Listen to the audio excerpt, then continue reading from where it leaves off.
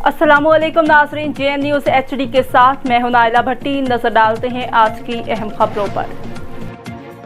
Shekhopura bureau chief Hanif Tabassum से वज़ीर आला पंजाब मोहसिन नकवी के हुक्म पर अमल दरामद करते हुए शेखोपुरा के DHK अस्पताल में मरीजों को इलाज मुआवजे की बेहतरीन सहूलियात फराहम की जा रही हैं। डिप्टी कमिश्नर शेखोपुरा चौधरी मोहम्मद अरशद ने अचानक DHK अस्पताल का दौरा किया। डिप्टी कमिश्नर चौधरी मोहम्मद अरशद ने ट्रेमा सेंटर में सहूलियात का जायजा लेने के बाद CCU ward, ICU ward, laboratory में मशीनों की मेंटेनेंस और टेस्ट रिकॉर्ड भी चेक किए।